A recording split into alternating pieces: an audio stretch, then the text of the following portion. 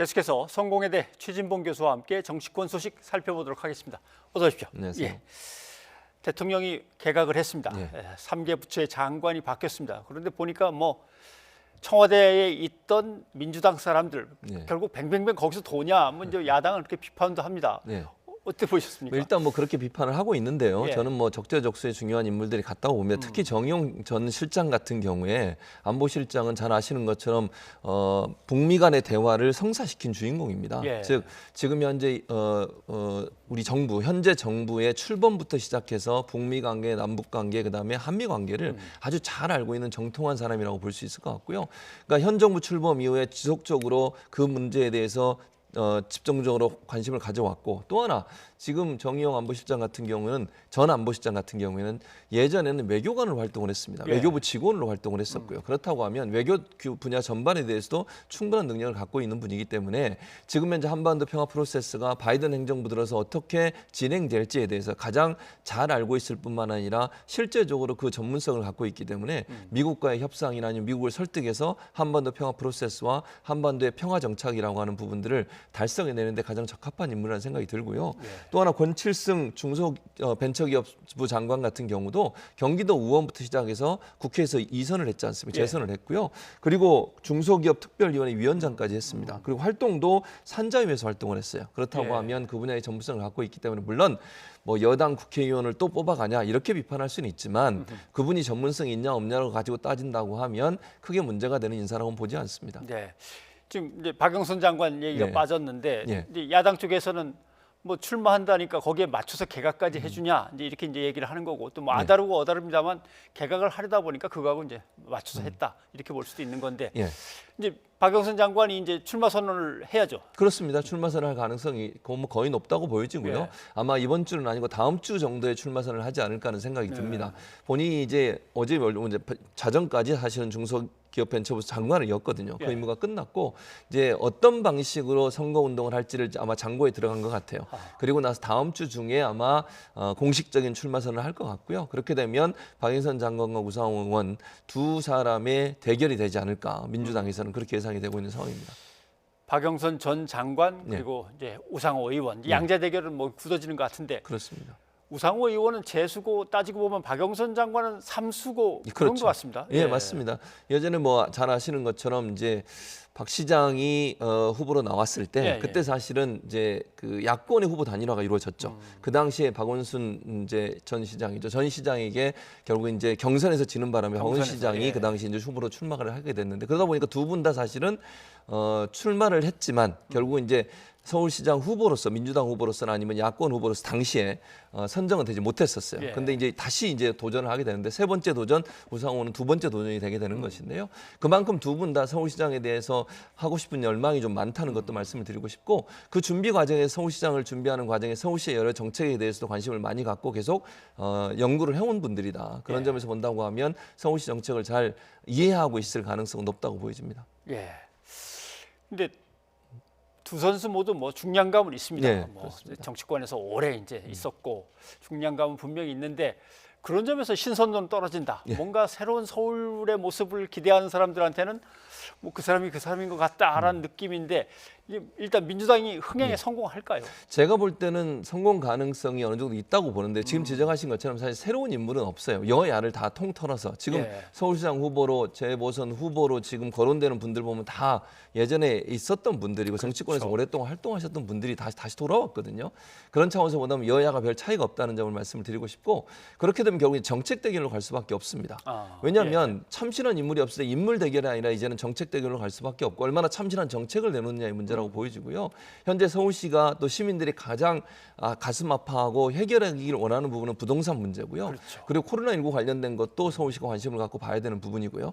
그리고 이제 이런 민감한 이슈들, 재난지원금 이슈도 아마 논란이 될 것 같고요. 그다음에 이제 자영업자, 소상공인들을 어떻게 살려낼 거냐 하는 부분도 이슈가 될 것 같은데 이런 이슈들을 얼마나 잘 해결할 수 있는 실질적인 구체적인 방안을 내놓느냐가 사실은 흥행의 중요한 성과가 될 거라고 보여지고요. 민주당 내 경선 같은 경우에는 뭐 박영선 전 장관 같은 경우에는 대중적 인지도가 높잖아요. 앵커 출신에다가 장관으로서 근무하면서 여러 가지 실적들을 많이 내놨어요. 예. 그런 차원에서 본다면 대중적 인지도가 높기 때문에 대중적 인지도로 밀고 갈 것 같고 우상호 의원은 조직력이 뛰어납니다. 그래서 네. 당내 경선에서 유리한 상황이 된다고 볼 수 있을 것 같은데 지금 이제 당내 당원들하고 일반인들 50대 50이거든요. 예. 거의 비슷한 상황이라고 볼 수 있을 것 같고요. 제가 볼 때 우상호 의원 같은 경우에는 개혁적인 성향을 좀 더 앞세울 것 같고요. 박영선 전 장관 같은 경우에는 경제 문제, 전문성 이런 네. 부분들을 좀 내세우면서 어떤 정책 대결로 갈 가능성이 있기 때문에 흥행 가능성은 뭐 있어질 가능성이 있다고 보여집니다. 네. 국민의힘으로 좀 넘어가 봐야 네. 되겠습니다. 오늘 경선 후보 등록을 좀 네. 마무리 짓고 그렇습니다. 본격적인 레이스를 시작을 했습니다. 네.